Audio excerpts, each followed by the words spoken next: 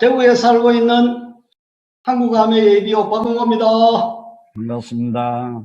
예, 전국에 계시는 센트리아 리더 여러분, 예, 오늘 인문 리더십이라는 제목으로 같이 인문 리더십에 대해서 생각해 볼 수 있는 시간을 가질까 합니다. 간단하게 제 소개를 하면, 저는 작년 9월 1일까지 중등학교에서 한문을 30년 이상 지도를 했습니다. 그리고 작년 9월 1일부터 아메 ABO로 활동을 하고 있고요. 또 제가 원래 본캐가 과거에는 교사였는데 이제는 본캐가 ABO로 바뀌었어요. 아메 비즈니스 오너. 근데 부캐가 많습니다. 제가 역경 풍수 연구회원으로 풍수하고 인문학 강의를 지역의 향교나 혹은 그 서원에 가끔씩 나가서 기회가 될 때 하고 있고요. 가장 부캐 중에 큰 역할을 하는 건 제가 바깥 양반에서 집사람으로 변해버렸습니다. 저희 와이프 전태수 리더가 아메의 주사업자고 제가 부사업자라서 요즘 주부 생활을 열심히 하고 있습니다. 그래서 일전에는 열심히 빨래도 잘한다고 저한테 건조기도 사주고, 그래서 요즘은 열심히 주부 사업도 열심히 하고 있는 중입니다. 제가 꿈꿨던 게 뭐냐면 화백이었어요. 화백은 화려한 백수의 준말로 우리가 이야기를 많이 하는데 요즘식으로 바꾸면 파이어족이라고 한답니다. 그래서 경제적으로 자립하고 또 그 자립을 통해서 조기에 은퇴한 사람, 그래서 Financial Independence Retire Early라고 한다요. 그래서 저는 작년 1월에 삿포로에 가족 여행으로 리더십 여행을 갔었거든요. 거기 가서 돌아오면서 이런 여행을 계속하자. 그렇게 해서 그때 3월 달에 제가 명퇴를 신청을 해요. 그래서 여기 두 번째 사진은 8월 달에 제가 명퇴 리셉션을 했던 이야기고요. 그 옆에서 한 30년 이상 교직에 있었으니까 대통령이 이렇게 포장도 주고요. 그리고 9월 달이 되어서 이제 우리 센트리아 그룹에서 중국 우시 농장을 다 같이 갔었습니다. 그래서 거기 한 사장님하고 농장의 그 핵심 스팟인 거기에서 사진도 찍었고요. 그 다음에 이제 저희 스폰서와 그 다음에 형제 레그인 두 분이 또 작년에 수석 다이아몬드를 성취했고요. 저희도 원래 또 다른 다음 핀을 위해서 열심히 지금 활동하고 있습니다. 또 작년 12월에는 또 비행기를 타고 우리 다 같이 리더십 여행 두바이를 갔다 왔죠.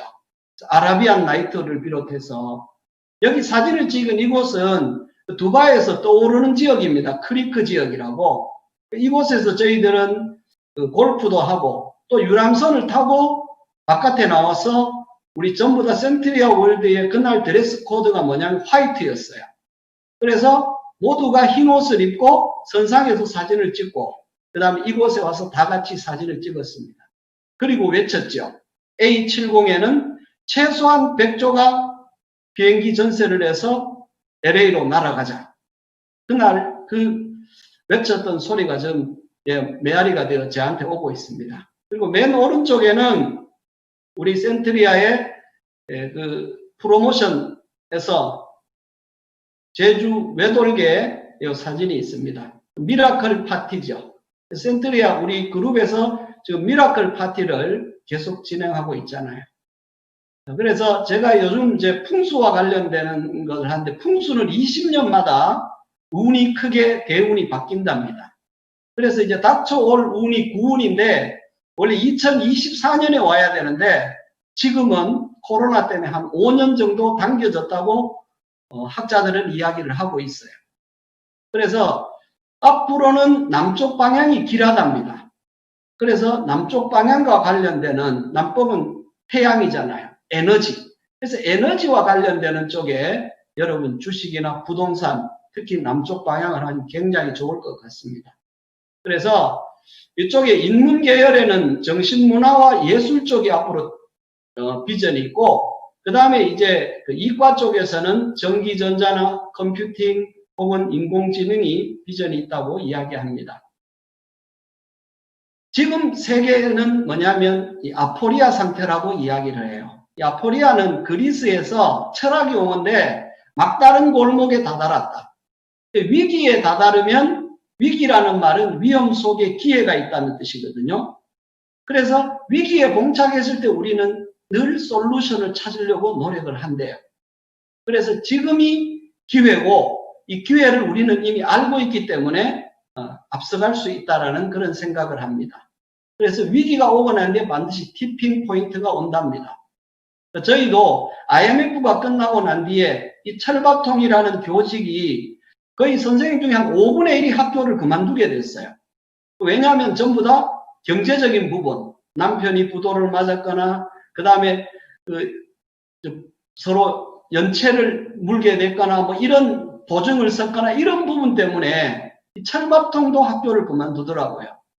그래서 저희들이 마침 그때 아메이가 와서 스페어 타일을 준비하자. 그런 마음으로 아메를 시작했었죠. 그래서 20년 동안 모은 시간을 갖고 제가 지금 파이어 쪽이 됐다라는 거죠. 그래서 한국 아메에서는 새롭게 지금 마켓 5.0 시대가 열립니다. 현재 지금 소비 트렌드가 구독 경제 대비잖아요. 그래서 여기에 관련되어서 열심히 저도 신규를 창출하고 있고, 그 다음에 장바구니 스마트 오더팩, 장수오도 열심히 지금 전달하고 있고, 그걸 통해서 안전한 형태를 갖춘 브론즈 구조를 위해서 열심히 공부를 하고 있습니다. 그래서 위기가 왔을 때는 이 유비무환이 중요하다. 준비가 있으면 근심이 없다라는 이야기겠죠. 그래서 리더님을 이 오프라인에서 만나 뵀었으면 이 열기를 서로 주고 받을 수 있었는데, 이제 앞으로는 어쩔 수 없이 온라인과 오프라인이 만나는 그 지점쯤으로 사업 형태가 바뀔 것 같습니다. 그래서 그렇다면 이 온라인 안에서도 뭐가 오프라인이 중요하다라는 거죠. 그래서 앞으로는 인문적 리더십이 중요하다. 그래서 앞으로 통찰력을 가진 리더들이 크게 성장할 것이라고 이야기를 합니다. 그래서 제가 오늘 하려고 하는 이 주제, 인문학은 암과 삶의 조화이다. 그래서 우리가 멋진 삶을 살려고 하면 결국은 끊임없이 알아야 된다는 이야기겠죠. 인문학은 크게 세 종류로 가를 수가 있습니다. 첫 번째, 문학과 역사와 철학으로 이야기를 한답니다. 문학은 언어를 통해서 사람들의 감동을 기록해 놓은 것이고, 역사는 우리의 삶은 끊임없는 사건의 연속이잖아요. 이 사건이 하나 일어나면 거기에 대한 이론이 생기고, 그 다음에 사건 2가 생기면 이론 2가 생기죠. 그래서 이론들을 이렇게 모아놓은 그 기록해 놓은 책이 바로 역사가 아닌가 싶고요. 마지막에는 이 철학은요, 밝을 철자 배울 학자잖아요. 끊임없이 밝히는데 뭐를 밝히느냐? 인간과 그 다음에 이 세상의 관계, 근본 관계를 밝히는 지적 학문이라고 이야기를 합니다. 그래서 오늘 우리 인문학의 화두는 뭐냐? 모든 사람은 한 번 산다. 그러면 이 한 번 사는 인생을 어떻게 살아야 할까? 그러면 우리가 살아가는 목적은 뭘까? 이 세 가지와 관련되어서 우리가 생각을 나눠볼까 하는데, 그래서 사람의 삶은 계란이 아니고 한 번 사는 일생이라고 이야기하잖아요. 그래서 우리가 밑에 이태백이 어떤 이야기를 했느냐 하면, 천지자는 만물지 영려요 광음자는 백대지 가객이다. 이 하늘과 땅, 우주라는 곳에는 만물이 잠시 와서, 영려는 여관이라는 뜻입니다. 잠시 머물다 가는 공간이고, 이 천지라는 공간 속의 빛과 그림자, 이 세월, 시간을 따라서, 시간이라는 나그네를 따라서 우리가 잠시 왔다가 떠나는 것이죠. 그런데 태어난 것, 그래서 일생은 B에서 D라고 이야기합니다. D는 birth, 해피 버스데이 아시죠? 우리가 울면서 태어날 때 세상 사람들은 탄생을 너무 기뻐했어요. 그러면 death 할 때는 우리는 기쁘게 죽게 되면 남은 자들은 슬퍼할 겁니다. 그래서 일생을 열심히 살기 위해서는 끊임없이 세상 변화에 맞추어서 살아가야 된다. 그래서 체인지가 중요하다는 이야기를 드리고 싶습니다. 아까 전에 우리 건강 이야기할 때 몸의 3대 영양소는 탄수화물, 지방, 단백질인데 그럼 우리 영혼의 3대 영양소가 뭐냐?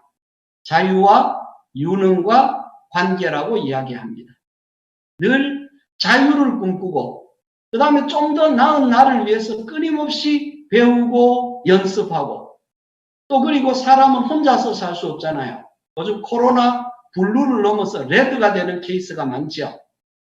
왜냐하면 사람이 사람을 못 만나니까. 그래서 끊임없이 상대와 소통하고 관계를 맺기 위해서 노력을 했을 때 우리는 행복감을 더욱더 느낀답니다. 근데 행복은 가만히 있으면 되는 게 아니고 끊임없이 어떤 목표를 설정해 놓고 목표를 향해서 끊임없이 진보해 나갈 때 앞쪽으로 계속 나아갈 때 행복을 더욱더 느끼게 된답니다. 여러분 잘 아는 메슬로 박사의 욕구 위계 이론 아시잖아요.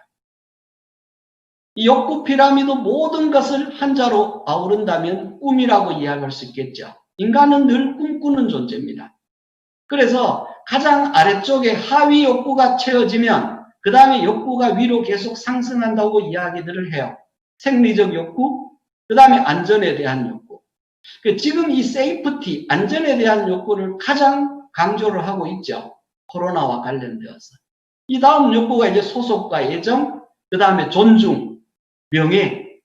이게 사실은 1차적인 결핍의 욕구라고 한다면 2차적인 욕구는 내 혼자의 욕구가 아니고 함께하는 욕구죠.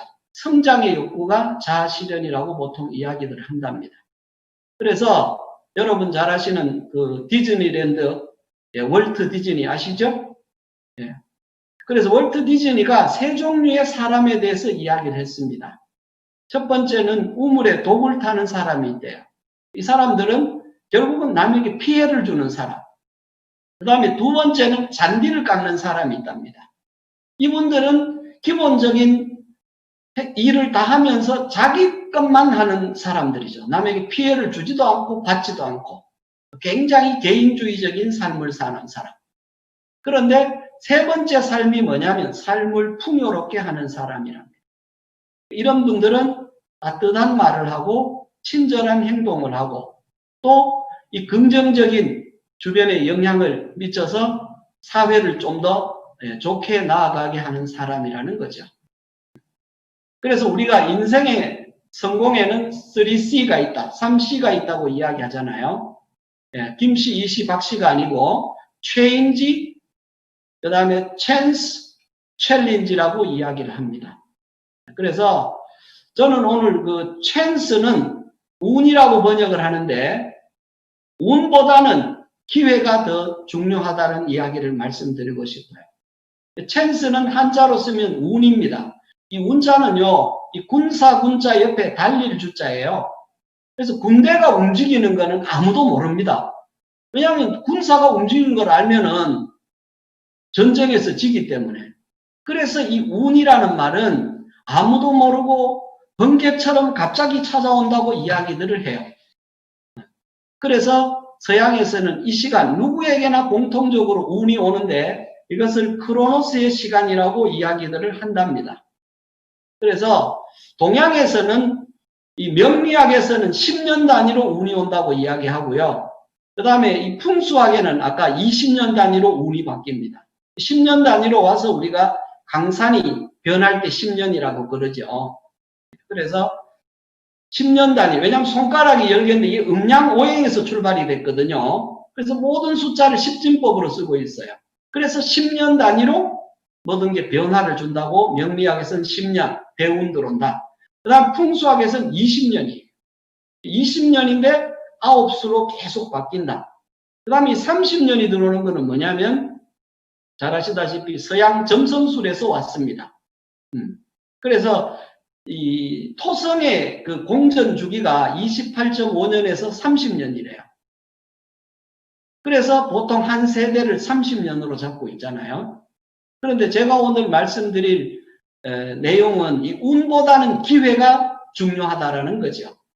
왜냐하면 우는 누구에게나 공통적으로 적용되는 물리적 개념이라면 기회라는 것은 그것을 갈구하는 사람에게만 적용되는 시간 개념이라고 볼 수 있겠죠. 그래서 이거를 카이로스의 시간이라고 이야기를 한답니다. 바로 아메이의 기업 이념이 바로 그렇죠. 성공을 꿈꾸는 모든 사람에게 성공의 기회를 제공하는데 이 성공의 기회가 본인의 노력에 의해서 그 기회를 계속 쌓아간다면 나중에 자유인이 될 수 있다는 이론이죠. 그래서 우리가 아메이의 Opportunity Meeting이라고 합니다. OM을 기회의 만남이라고 이야기하잖아요. 그래서 이 카이로스 왼쪽에 보시면 그리스 신화의 기회의 신이 카이로스입니다. 결론은 뭐냐면 빨리 결단을 해라. 당신 옆에 항상 기회는 있다. 그러나 결단을 하느냐 안 하느냐에 따라서 내 것이냐 그냥 기회로 남느냐 이런 차이로 볼 수 있겠죠. 그 다음 두 번째는요. 체인지입니다. 이 체인지를 제가 한문으로 바꿔봤어요.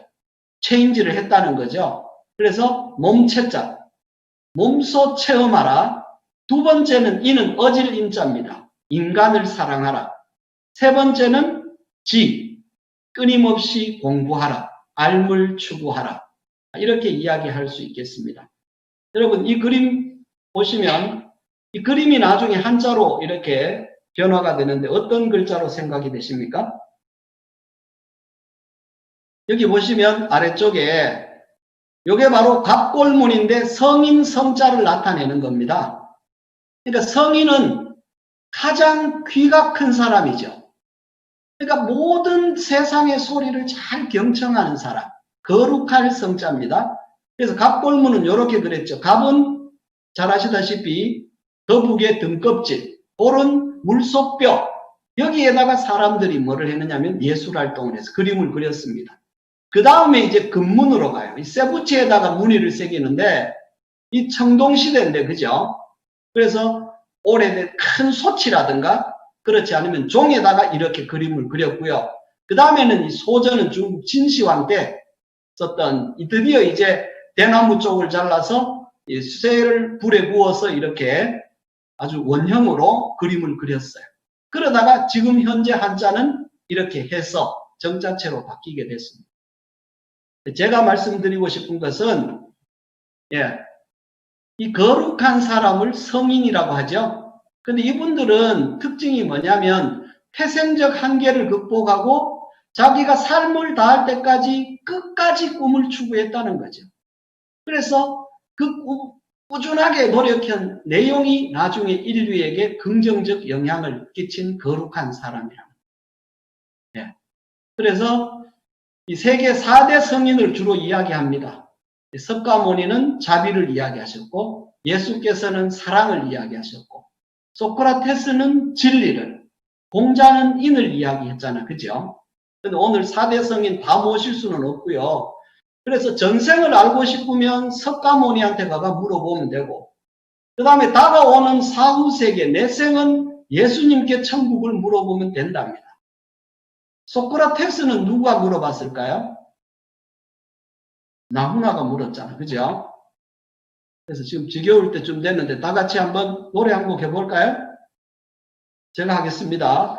아, 테스형 세상이 왜 이래 왜 이렇게 힘들어 아, 테스형 소크라테스형 사랑은 또 왜 이래 아, 삑사리가 났습니다. 죄송합니다. 그 다음은 너 자신을 알려면 툭 내뱉고 간 말을 내가 어찌 알겠소? 모르겠소 테스형. 테스형도 모르는 거예요. 그래서 테스형은 진리는 뭐예요? 악법도 법이다. 너 자신을 알아라. 이렇게 하고 떠나갔습니다. 그런데 공자는 우리에게 인이라고 하는 삶의 핵심 실천 항목을 이야기하게 됩니다. 자, 그래서 오늘 왼쪽에 여러분 공자님 보시면 초상화가 이렇게 생겼습니다. 유교무르라고 공자가 가장 위대하게 된 사자성어가 이겁니다. 있을 유자 가르칠 교자죠. 공자는 정치인으로 출발했지만 교육자로서 생을 마쳤는데 이 학생을 가르칠 때는 유를 따지지 않았다. 신분을 따지지 않았다. 그 당시에는 신분제 사회였거든요. 근데 누구나 다 제자로 받아들였죠. 그리고는 공자는 뭘 했다고요? 종신토록, 평생토록 배우고 익혔습니다. 어디에서? 현장에서. 예, 그래서 우리 보통 나이의 별칭을 공자의 일생 중에 삶의 분기점들 있잖아요. 변곡점. 이거를 갖고 이야기를 합니다. 근데 이 공자라는 사람은 기원전 551년에 태어났는데 이 사마천이라고 하는 사람이 쓴 사기가 있거든요. 세계에서 가장 방대하고 많은 정확한 내용을 쓴 게 사기예요. 이 사기를 그대로 모델을 뺏겨서 우리나라 역사를 쓴 게 삼국사기잖아. 김부식이 쓴 거, 그죠? 거기에 보면 공자는 야합이생이라고 했어요. 들판에서 남녀가 합해서 탄생했다. 그러니까 이 태생 자체가 보통 태생하고는 다르고 매우 불행했다라는 거죠. 불우하고. 왜냐하면 공자 아버지가요, 공흘이라는 분인데 이분도 그때 당시에 계급 사회에서 4계급입니다. 무사계급인데 요즘식으로 하면 부사가 아닌데 명예퇴임을 했어요. 이제 명예가 아니고 이제 정년퇴임했죠. 64세 때 자기 친구 안씨를 찾아옵니다. 이럴 때 공자 아버지 공흘은 첫째 부인에게는 딸을 9명이나 낳았어요. 아들을 낳으려고 그 당시에. 근데 둘째 또 부인을 맞이했는데 아들을 낳긴 했는데 장애아를 낳습니다. 그래서 이 장애인이 되어서 두 다리를 못 써요. 그래서 자기 친구를 찾아와서 64세 된 이 공자 아버지가 내가 이렇게 인생을 마칠 수는 없다 하고 괴로워했을 때 그 안씨 친구에게 딸이 셋이 있었습니다. 그 막내딸이 안징제인데 16살이었어요. 그런데 이 딸은 뭐냐면 신내림을 받은 그 무속인이었다는 거죠. 그런데 딱 첫눈에 공부를 보고 뭔가 필이 왔던 것 같아요. 그래서 두 분이 썸을 탑니다. 예. 그리고 난 뒤에 공식적으로 이제 둘이가 결혼하지도 않았으니까 그래서 자기 집 뒤에 니구산이라고 해서 산이 이제 바위산이 있었는데 마치 짱구처럼 생겼어. 그 산에다가 치성을 드립니다. 그리고 난 뒤에 공자를 낳아요. 공자도 그 산에서 치성을 들여서 태어났다고 공자가 이마가 푹 꺼져 있습니다. 그래서 공자 이름이 공짱구예요. 짱구. 공구입니다. 그래서 이분이 이제 어릴 때 그래 태어났는데 3살 때 아버지가 돌아가셔요. 그리고 엄마는 뭐냐면 무속인이잖아. 종합예술인이잖아요. 그래서 무속인은 다 할 줄 알잖아. 그죠? 노래도 부르고 춤도 추고 연기도 하고 그 다음에 제일 중요한 거는 늘 신께 제례를 올릴 때 이렇게 제사상을 차립니다. 거기에는 뭐냐면 세상에 화려하지만 질서가 있죠. 음식들이. 그래서 맨 앞에는 국가밥, 그 다음에 고기, 나물 반찬, 맨 끝에는 뭐가 있습니까? 디저트가 있고 왼쪽엔 떡이 있잖아요. 이런 것을 보면서 공자가 살던 시대는 본인도 힘들었지만 시대도 아포리아 상태였어요. 그래서 공자는 꿈을 꾸기 시작하면 세상을 한번 바꿔봐야 되겠다. 내가 조금이라도 기여를 해야 되겠다. 그러면서 공자가 살고 있었던 나라는 그때 당시에 천하의 주인은 천자는 주나라였는데 주나라의 작은 나라가 노나라에 태어났거든. 공자는요. 주나라를 세운 사람이 누구냐면 그 주나라 무왕이 초대 황제 천자였고요. 그 다음에 이제 무왕의 동생이 있어요. 주공이라는 분. 이 사람이 자기 형 일지중자 12살 된 성왕을 천자로 만들어서 잘 보필하고 주나라의 시스템을 잘 만들었어요. 그리고 봉건 제도를 실시했죠. 천자가 중국의 중앙에 있으면서 각 지역의 영토를 할양해서 거기에서 자치적으로 활동을 하고 세금을 받아서 천하를 이렇게 시스템을 돌렸어요. 그래서 공자의 멘토는 주공이었다. 그래서 나도 주공과 같이 내 꿈을 실현하겠다. 근데 공자는 이제 그 귀족 중에 하급 귀족이니까 출세를 하려면 벼슬을 통해서 국가고시를 통해서 정치인이 될 수밖에 없었죠. 그래서 어린 시절에는 고생을 엄청 했습니다. 그래서 아버지는 일찍 돌아가셨죠. 엄마는 무속인이지. 그 다음에 신체는 굉장히 건장했어요. 평생 감기 한 번 안 했다는 분입니다. 그래서 이분이 이제 뭘 하셨느냐 하면 어릴 때 요즘식으로 하면 정화조 청소를 했어요. 그리고 또 머리가 좋아서 회계 업무도 봤어요. 그래서 지역에는 뭐냐면 공자를 따르는 사람이 엄청 많았어요. 덩치는 엄청 큰 무인인데 사람이 또 굉장히 부드러웠답니다. 그래서 이제 15살이 되어서 꿈을 꾸기 시작했지요. 그걸 우리 지학이라고 합니다. 배움의 뜻을 두는. 그리고 30살이 돼가 15년간 공부를 하니까 드디어 이제 기초가 확립되었다고 30은 이립이라 그래요. 또 그리고 10년이 지나서 40살이 되어서 그 어떤 유혹에도 흔들리지 않고 자기가 걸어온 길에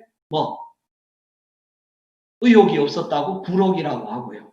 그 다음에 50살이 되어서 이제 드디어 자기가 이 세상에 온 이유를 알았답니다. 사명감. 그래서 50을 지천명에서 천자 빼고 두자로 지명의 나이. 그리고 60살이 되어서 이제 귀입자 순할 순자. 아마 여기 때 성인의 경지에 드는 것 같아요. 세상의 모든 소리를 다 경청하고도 마음의 동요가 일어나지 않았대요. 그래서 이순. 그 다음에 70살이 되어갖고는 종심소욕 부르건데 마음 내키는 대로 행동해도 도덕적으로나 법적으로 아무런 저촉이 안 됐다. 아마 자유인의 경지에 이르지 않았을까 이렇게 저는 봅니다. 그래서 이 공자라는 분이 왜 공자냐면 세계 최초의 대학을 세웠던 사람이죠. 그때 당시에 귀족들은요 개인적으로 집안에서 뭔가 전수를 했어요. 가회를 하고. 그런데 공자는 보통 대학을 열었다는 거죠. 그래서 만년에 자기가 총장이 되고 그 다음에 10명의 자기 제자 이 학장을 뒀어요. 그리고 72명의 교수가 있었고 3,000명의 학생이 있었습니다. 그래서 우리가 제작할 때 아우제자하고 아들제자를 쓰는데 공자의 이 F1 10명들은 동생급입니다. 어릴 때부터 고생도 하고 공자가 자기 나라에서는 정치를 통해서 요즘식으로 하면 법무부 장관이면서 부총리까지 이르게 돼요. 그런데 그 권력의 어떤 헤게모니 때문에 결국은 나라를 떠나고 천하를 자기 팀들을 데리고 그죠? 자기를 알아주는 군주를 찾아서 천하를 돌아다닙니다. 방랑을 하고 이래서 이제 돌아왔는데 맨 처음에 있었던 동생들 그룹이 제고 그 다음 이제 아들에 해당되는 아들급에 해당되는 자들이 사실은 이 공자를 기록을 하기 시작했답니다. 그래서 3,000명이나 되는 제자가 있었던 공자 학교를 열었고요. 그 다음에 이제 공자는 어릴 때부터 재주가 많았대요. 그걸 유계라고 하는데 이거를 학교의 커리큘럼으로 넣습니다. 첫째 예는 예절, 두 번째 악은 뭐냐면 음악, 그 다음에 사는 활쏘기, 요즘식으로 하면 사격이죠. 그 다음에 어는 말몰기인데 요즘식으로 하면 운전입니다. 그 다음에 서는 서예, 기록이죠. 글씨도 잘 썼어요. 마지막에는 숫자. 그냥 사람의 모든 것은 숫자를 갖고 뭐냐면 판단을 하고 기준을 하니까요. 그래서 공자는 이렇게 학교를 세웠고 그 학교의 학생이 뻗어 나가면서 지금 동양의 20억 명이 마음속에 공자는 살아있죠. 몸은 가도 의식, 생각은 살아있다는 거죠. 그래서 공자의 교육은 제가 봤을 때는 아마 공자는 춤이 아니었을까 싶어요. 이 춤을 추려면 일단 몸이 유연해야 되잖아요. 그죠? 근데 춤에는 3가지가 있답니다. 일단 멈추어서 상태를 파악하고 학생의 동정을 살피고 그 다음에 두 번째는 낮추어야 된답니다. 그 사람에게 맞추어 주는 거죠. 세 번째는. 그래서 아마 리더 우리 분들은 우리가 결국은 가르쳐야 될 사람이잖아요. 그렇게 위해서 오늘 배우는 거잖아요. 그러면 우리 파트너님들하고 상담을 하실 때 일단 멈추어서 자세히 상황을 파악하고 그 다음에 언더스탠드잖아요. 내 스탠드를 낮추어서 그 사람 눈높이에 그 사람이 이렇게 보는 방향으로 이야기해주고 또 함께 마음을 맞춘다면 아마 엄청난 성장이 되지 않을까 제 개인적으로 생각해 봅니다. 자, 그래서 아까 공자 사상은 인이라고 하는데 인이라는 건 사실은요 요 사람인자 옆에 두 이자입니다. 사람이 두 사람. 근데 원래 아까 전에 갑골 문자에는 이렇게 돼 있어요. 사람인 더하기 몸신입니다. 사람의 신체 속에 또 사람이 있다는 거죠. 결국은 뭐냐면 임신한 엄마가 아기를 사랑하는 걸 원래 인이라고 합니다. 생명사랑이죠. 그래서 이 동양의학에서는 아직도 이런 용어를 씁니다. 이 살구 씨앗을 뭐냐면 행인이라 그래요. 그런데 중풍 환자를 불인자라고 하죠. 왜냐하면 중심이 없으니까 흔들린다는 거죠. 그래서 이는 중심이 될 수 있다는 거고, 그죠? 그래서 사랑을 실천하는 사람. 그러니까 사랑을 실천하려면 내가 늘 그런 사랑의 감정이 있어야 되겠잖아. 그죠? 예, 그런 사람을 우리는 군자라고 하고, 군자를 현대식으로 바꾸면 리더가 아닌가, 이렇게 생각합니다. 그래서 군자는요, 이 네 가지를 갖고 있어야 돼요. 우리 이야기에서 저 싸가지 없는 놈. 이 싸가지가 뭐냐면 인의예지라고 합니다. 그래서 이는 이 오행상 봄에 해당돼요. 따뜻한 마음.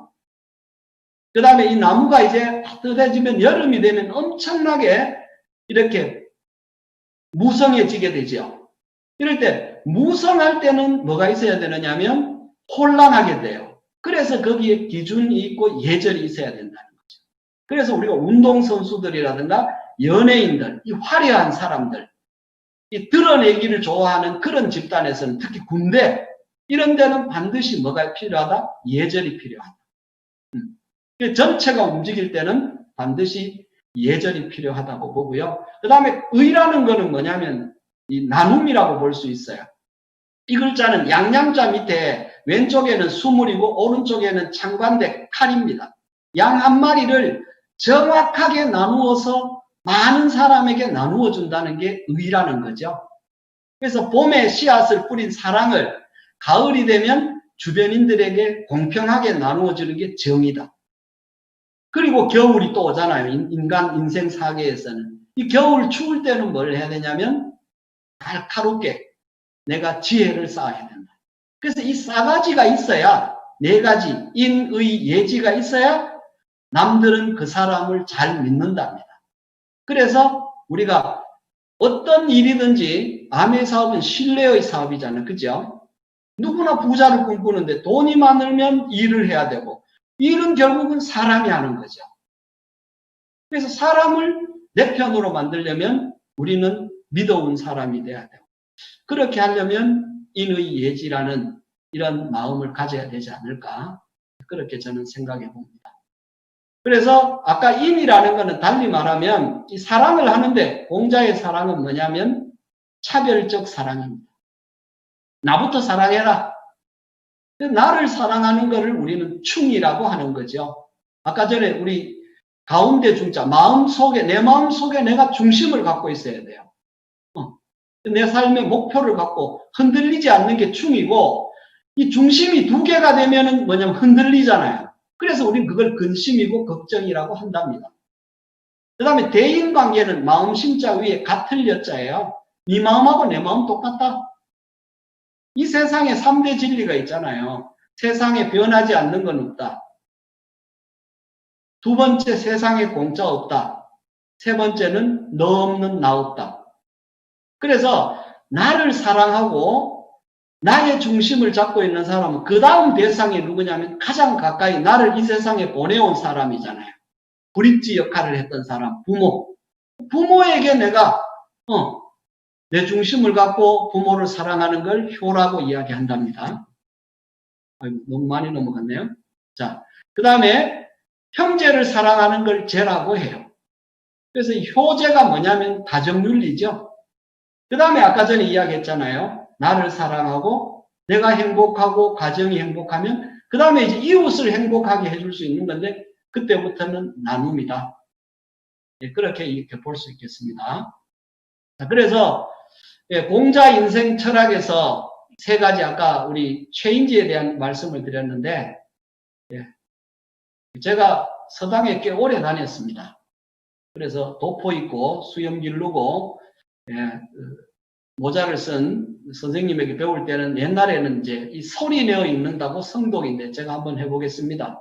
여러분 스트레칭도 한번 하시고 꽤 오랜 시간 앉아 계시는데 옛날식으로 읽으면 하기 시습지면 불여결호와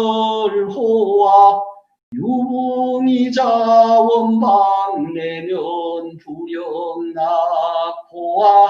힘부지 불온이면 불영자호와 이런 식으로 저희들은 계속해서 읽었습니다. 지금 이렇게 읽을 필요는 없죠. 예, 그래서 제가 뭐 따로 동영상 준비한 게 없어서 혼자 막 여러 가지 하고 있습니다. 첫 번째 핵심은 뭐냐? 현장에서 끊임없이 배우고 익혀야 된다는 거죠. 그러면 인생은 기쁠 것이다. 그 다음에 그래서 유능하게 되기 위해서는 체험을 해라. 그 다음 두 번째 공자 일생에서 중요한 거는 벗들이 먼 곳에서부터 찾아온다면 또한 즐겁지 않을까? 이 공자의 표현은요, 굉장히 부드러웠어요. 저는 굉장히 교직에 오래 있어서 자꾸 명령조가 돼요. 집에서도 늘 부딪히는 게, 아빠는 왜 자꾸 명령만 하세요? 이렇게 하는데, 진짜 공자를 제대로 못 배운 것 같습니다. 그래서 소통을 하려면, 소통하면 즐겁다. 그래서 요 붕자가 법붕자인데, 글자를 보면요, 좌우에 둘 다 달월자가 만났어요. 둘과 똑같은 달이라는 건 뭐냐면 동지라는 거죠. 꿈을 공유하는 사람. 우리 파트너일 수도 있고 스폰서도 있고 우리 센트리아 월드의 우리 ABO님들이 전부 다 동지죠. 그래서 나와 꿈이 같은 사람을 만나면 인생은 즐겁다는 거죠. 제가 요즘 현장에 나가서 이제 후원을 하러 친구들을 만나러 갑니다. 만나러 가면 제가 한 5년 당겨서 명퇴를 했거든요. 그러니까 전부 다 부러워해요. 니와 같이 살았으면 좋겠는데. 근데 같이 아메하자 하면 안 해요. 그러니까 제 결과는 부러워하는데, 저와 함께 그 과정을 겪기를 다들 싫어하더라고요. 그래서 아마 변화가 되지 않는가 이런 생각을 해봅니다. 그 다음에 세 번째 가장 핵심적인 내용이 뭐냐면, 남이 나를 알아주지 않아도 화를 내지 않는다면 이것 또한 군자가 아닐까. 대부분 사람들은 남이 나를 알아주지 않으면 혼자 화내고 삐치고 괴로워해요. 그런데 결국은 내 인생이라는 거죠. 그래서 남과 관계없이 나는 내 인생을 열심히 살겠다. 그래서 아까 전에 이 공자의 동생뻘 말고 아웃뻘, 이 자그룹에서 뭐냐면 이 논어라는 책을 쓰지요. 논어는 이제 토론과 말씀입니다. 왜냐하면 중국에서 인류가 춘추 전국 시대 때 가장 혼란했어요. 세상은 가장 혼란한데 이 솔루션은 제일 많이 나왔어요. 90%가 그때 다 나왔답니다. 왜냐하면 힘들고 어려울 때 위기가 닥쳤을 때 사람들은 뭐냐면 생존 본능이 생기거든요. 그래서 가장 먼저 학교를 세우고 그것에 대해서 대처한 사람이 공자죠. 그래서 옛날에는 이제 이 동양에는 춘추 전국 시대가 서양으로 가면 그리스 시대가 되죠. 그래서 이 그리스, 이 서양과 동양은 정주 문화 한 곳에 있었는데 이 문화가 이렇게 교류가 되는 것은 북위 40도 쪽에 이 스키타이 민족이라든가 이 유목민들이 이 정보를 교환해서 공자는 사실 동양에서 학교를 세웠지만 플라톤 같은 공자보다 120년 뒤에 아카데미아를 이제 설치를 하거든요. 어쨌든 이 세 가지입니다. 체험해라, 현장에서. 그리고 동지들을 사랑해라. 그리고 끊임없이 알무를 추구했을 때 우리는 자유인이 될 수 있다. 그리고 또 한 가지만 더 이야기한다면 이 공자께서는요. 군자는 자기에게서 찾고 소인은 남에게서 찾는데요. 논어에. 군자는 구적이요 소인은 구적이니라. 리더는요. 어떤 문제가 생겼을 때 원인을 자기에게 찾아서 돌이켜서 생각을 한답니다. 그런데 이 팔로워들은 원인이 내가 너 때문에 이렇게 됐다. 그 원인을 남에게 돌리죠. 그러면 결과도 해결책도 남에게 있잖아요. 그래서 리더는 항상 뭐냐면 자신에게 문제를 돌리고 스스로 반성을 해서 사건을 헤쳐나가야 되는 게 리더의 길이 아닌가. 그래서 오늘 제가 인문학의 핵심 주제는 이겁니다. 인생에서 가장 중요한 연구 대상은 바로 자기 자신, 본인이라는 이야기죠. 그래서 인문이라는 말은 사람 인자고 문이 문자입니다. 그래서 여러분 문신 새긴다는 들어보셨죠? 문이 문자의 몸신이다. 몸에 문신을 새기는 게 문신인데 이 문은 문신도 되지만 흐름이라는 의미도 있어요.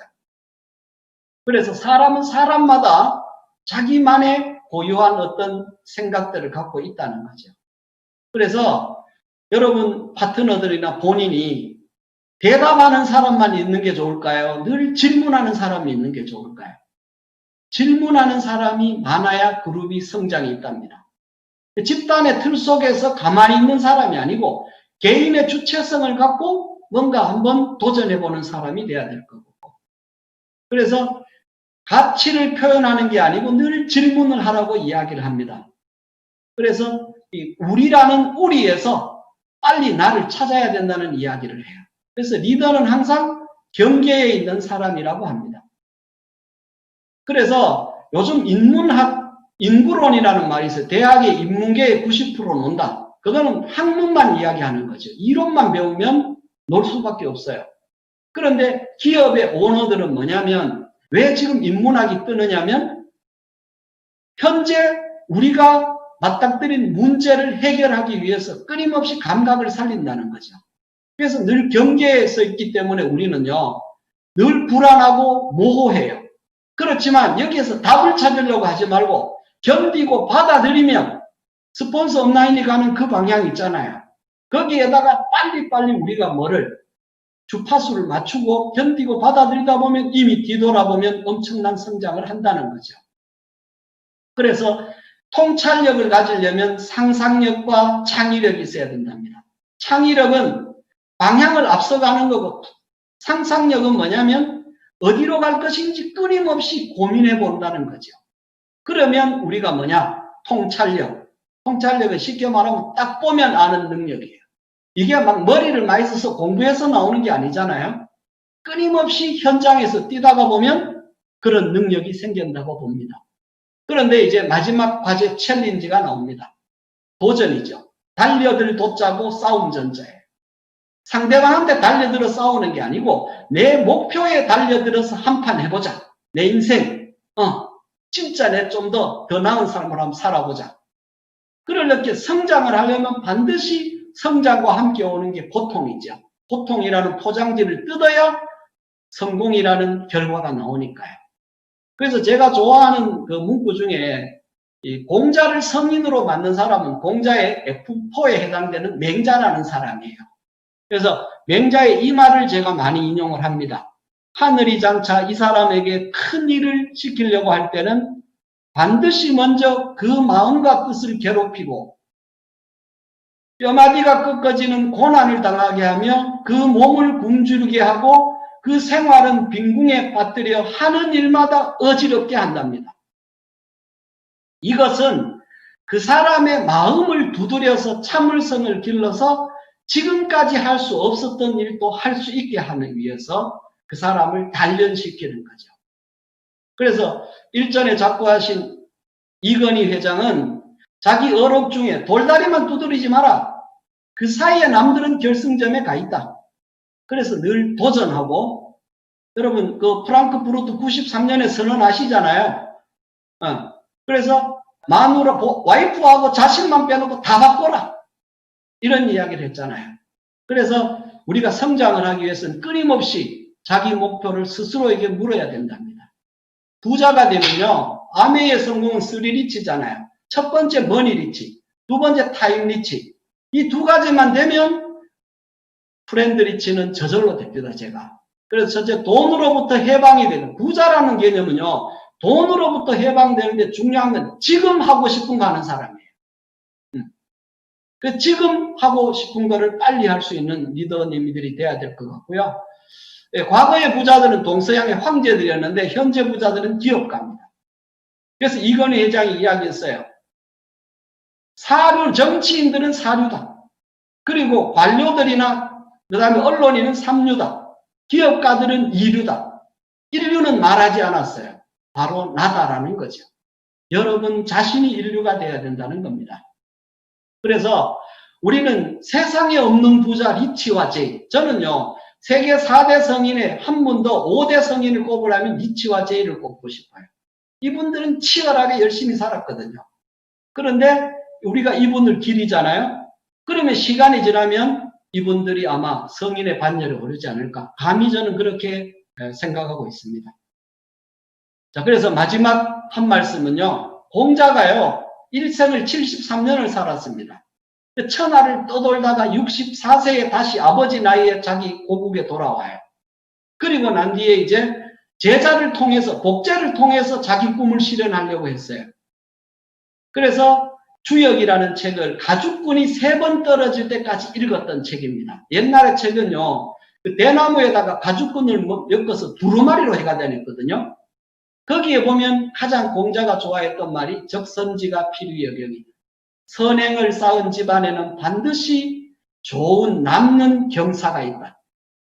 그래서 우리도 앞으로 부자 가문의 원조 1세가 돼야 되지 않을까 그렇게 생각합니다. 그러려면 나부터 행복하고 그 다음에 가정이 행복한 제가 온 나라가 행복한 지구 세계 평화까지도 할 수 있지 않을까 싶고요. 이 마하트마 간디라는 사람은 이 말을 남겼대요. 내일 죽을 것처럼 살고 영원히 살 것처럼 배워라. 내일 죽을 것처럼 산다는 건 치열하게 산다는 거죠.